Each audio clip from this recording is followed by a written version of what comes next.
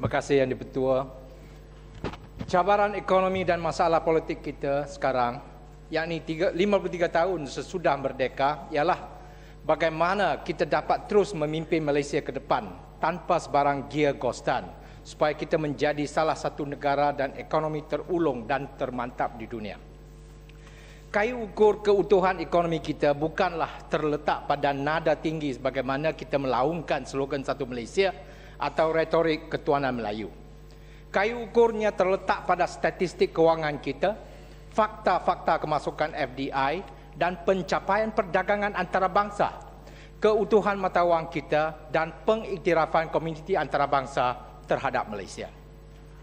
Dalam erti kata yang lebih realistik dan tidak semestinya lebih sinis, kita harus bertanya, kenapa setakat ini Malaysia masih belum diiktiraf sebagai satu anggota G20, sedangkan jiran kita yang dianggap lebih lemah dari segi kekuatan ekonomi, iaitu Indonesia, jiran kita yang secara konsisten mengeksportkan begitu ramai pendatang tanpa izin dan begitu banyak jermu setiap musim panas ke Malaysia, telah diselebrate dengan izin, diangkat, diraih dan dirayakan sebagai anggota G20. G20 akan bersidang lagi di Korea Selatan pada bulan depan.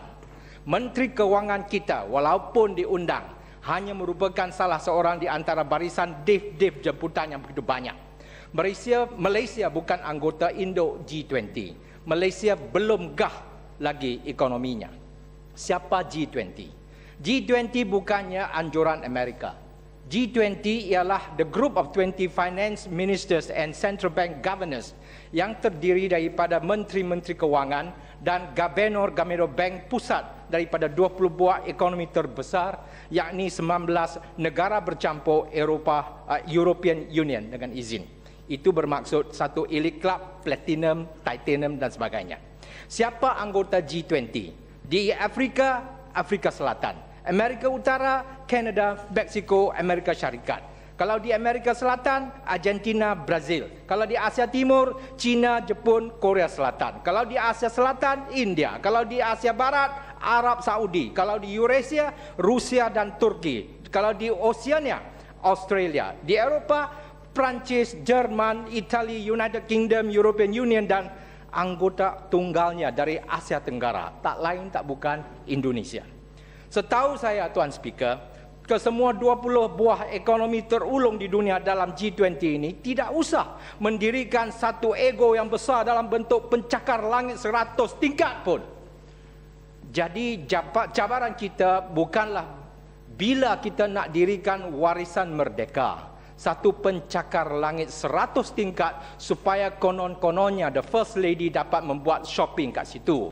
Cabaran kita ialah bila, tanyakan bila kita dapat mengangkat Najib duduk sama rendah, diri sama tinggi bersama Bapak Susilo Bambang Yudhoyono. Itu saja bagi Malaysia bisa diatur. Tuan Yang di-Pertua, saya mengajak Tuan Yang di-Pertua dan semua ahli Dewan Rakyat yang mulia ini untuk merenung semula akan gambaran dan tampak besar, the big picture dengan izin, yang Malaysia sebagai satu bangsa yang majmuk anggotanya sedang berhadapan sekarang supaya sekurang-kurangnya kita sebaya dan setanding dengan ekonomi Indonesia.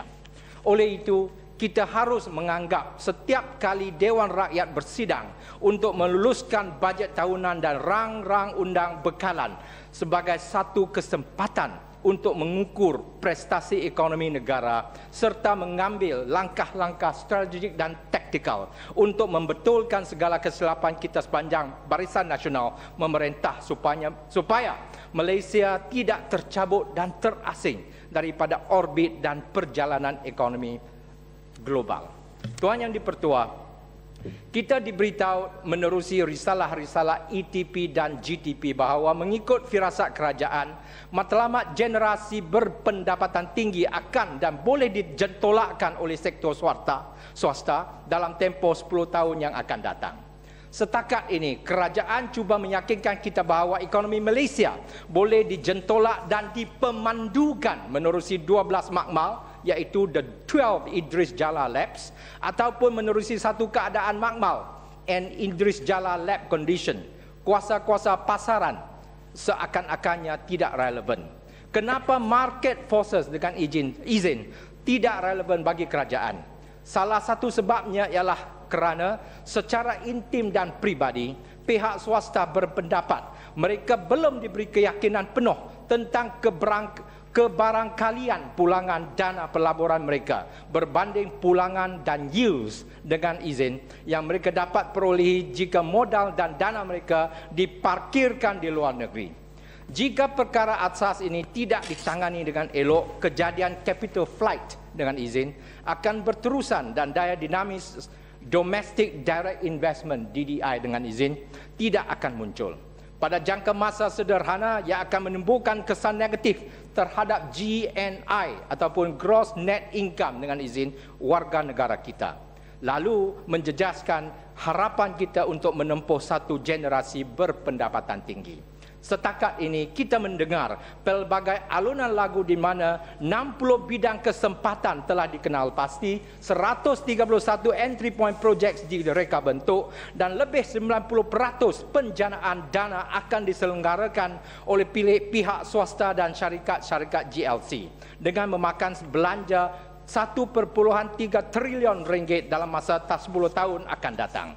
Seluruh Malaysia akan menarik nafas menunggu fajar menyingsing menjelang 2020. Tetapi janganlah kita terlalu mabuk dengan persembahan PowerPoint ala Hollywood dan laporan-laporan makmal saja. Dengan wujudnya antidot ataupun penawar Pakatan Rakyat, saya tidak rasa Malaysia akan bankrupt menjelang 2019 seperti kata Idris Jala. Tetapi saya lebih yakin Idris Jala pasti sudah bersara pada sebelum itu. Saya juga ingin mengaitkan perhatian Tuan Speaker bahawa dalam dokumen anggaran perbelanjaan persekutuan 2011 bajet ini, pemandu telah diberi peruntukan sebanyak 12.6 bilion.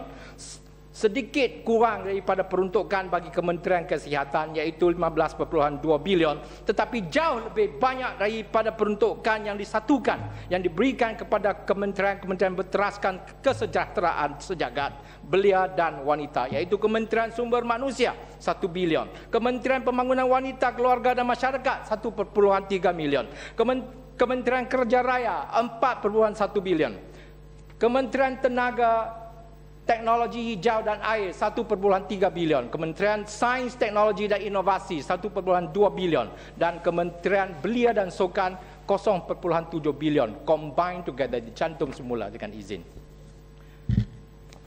Tuan Yang Dipertua, bajet 2011 merupakan tahun fiskal pertama dalam rancangan Malaysia ke-10.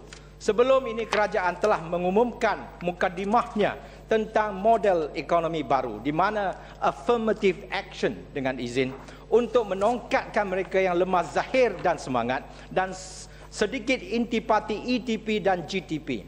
Kesemuanya menyebut tentang aspirasi kita untuk mencapai reformasi dan transformasi ekonomi supaya defisit belanjawan sebagai 1% KDNK dapat dibendung, supaya Malaysia dapat bertahan dengan tenaga cendekiawannya yang dilahirkan di tanah air ini.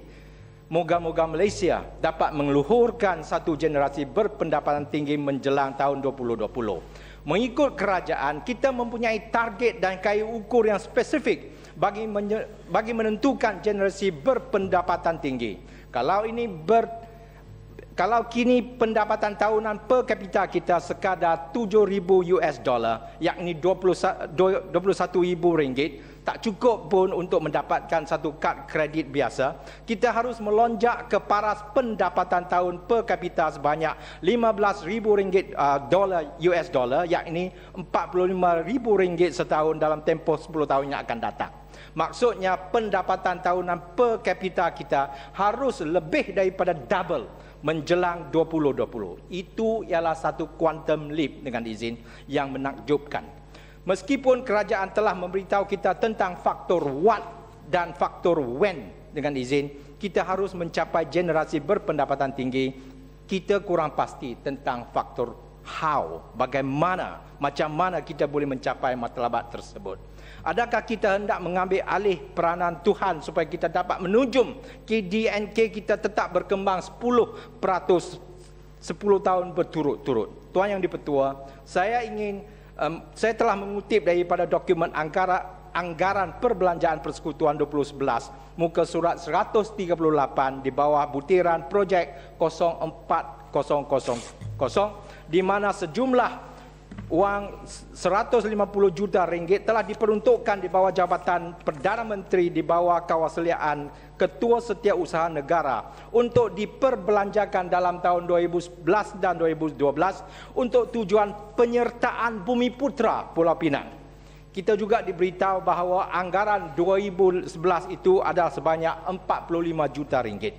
Demi ketelusan, saya minta Perdana Menteri menjelaskan akan mekanisme dan proses pengauditan yang spesifik untuk memberi jaminan bagaimana dana sebanyak 150 juta ringgit itu serta peruntukan berasingan sebanyak 8,8 juta ringgit menerusi projek-projek Perda dapat meningkatkan mutu hidup Bumiputra Pulau Pinang yang telah dipinggirkan oleh Perikatan dan Barisan Nasional selama 50 tahun sebelum ini.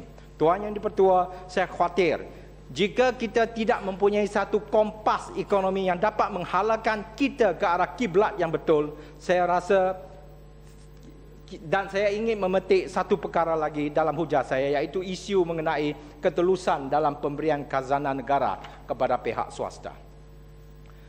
Dalam sesi soal dan jawab pada 20 hari bulan Oktober semalam, kerajaan memberitahu Dewan ini bahawa sebanyak 9 buah syarikat telah diberi peruntukan lesen dan spektrum gelombang mikro untuk menjalankan perkhidmatan internet mudah ahli generasi 4 berbentuk dan berpaksikan pelantar teknologi LTE ataupun long term evolution dengan izin.